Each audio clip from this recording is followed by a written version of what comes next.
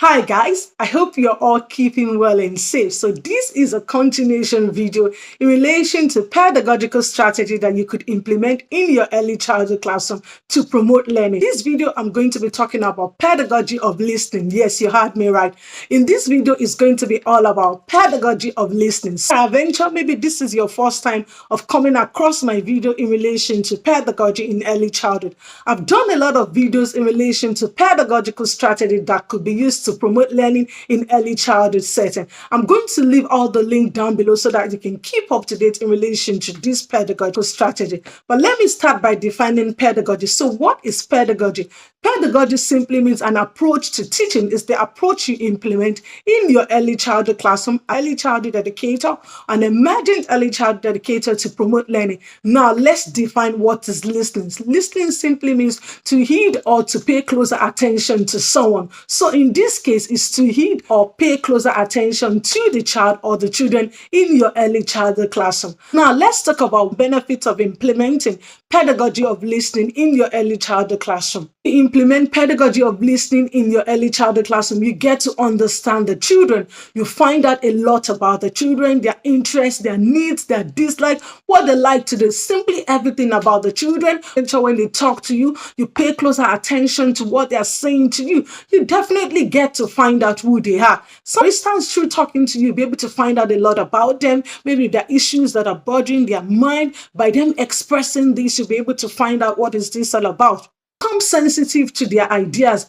So when you implement pedagogy of listening in your early childhood classroom, you become sensitive to their ideas. There are some ideas, maybe for instance, there's some things that the children would like to do in the early childhood classroom. They might come to you to say, Florence, I love water play. Can you read me a story? It's all their idea and you have to go with their flow as a result of implementing pedagogy of listening in your early childhood classroom.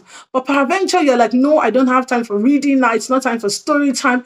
What you're doing is you're not listening to the child's ideas. You're not sensitive to the child's idea. And you need to understand that in the children's idea here we're talking about. This is one thing I often emphasize. It's all about the children's play. It is all about the children's learning. So you need to be able to facilitate it. You have to listen to the ideas. Peradventure, maybe some ideas could be something you can't implement at the moment, but you still need to let them know. Okay, boys and girls, I know you want to go out. I know you want to go to the playground. You want to go to the local playground. Okay, don't worry. In the next 2 days, we're going to go to the playground because it will leave you the time to do your feasibility studies, to contact with the parent if you're going to need extra support. But at least you're not their idea saying, well, I'm not interested. You're being sensitive to their ideas because you're listening to their concerns, you're listening to what they have to say. And it's been proven by policies, by legislations, for example, the UN Convention on the Rights of the Child, that children should have a say in matters that concerns them. So in relation to you implementing pedagogy of listening, what you're doing is you're listening to the ideas of the children, you're being sensitive to their ideas,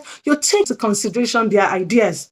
So in relation to pedagogy of listening, you can do this by observing their facial cues. So it's important. It's not just only when in pedagogy of listening, the children are talking and you're just paying closer attention to them.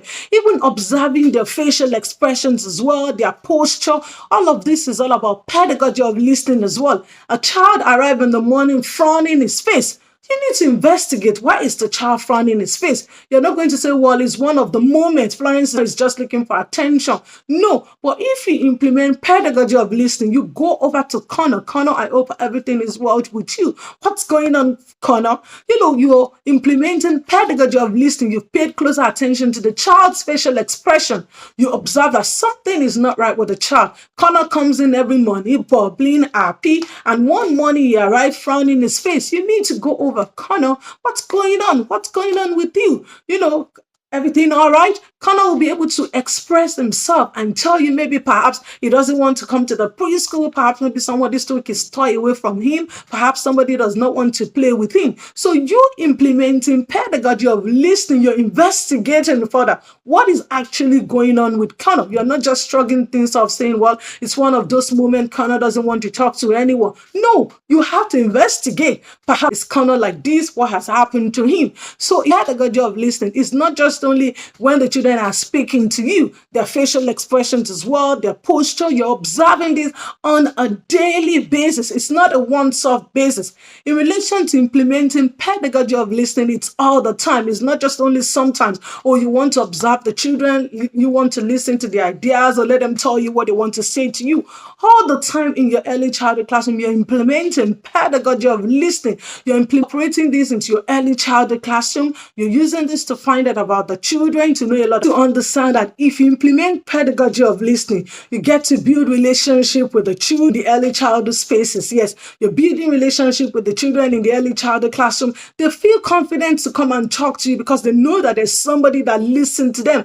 Perhaps somebody is paying closer attention to their facial expression, their posture, the way they speak, how they behave. So you're going to definitely build relationship with them. They will always want to come to you. They want to talk to you more. They want to tell you what's going on around them.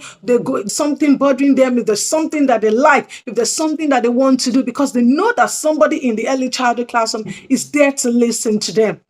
You need to understand that in relation to implementing pedagogy of listening in your early childhood classroom, there are some things that you have to do. You have distracted. If you're going to implement pedagogy of listening in your early childhood classroom, you have to take away every distractions, move away from noisy environment, put phones away. You're just simply pausing. You're paying closer attention to what the child is saying or what the child is doing. And this pedagogy of listening is all about the idea of Reggio Emilia.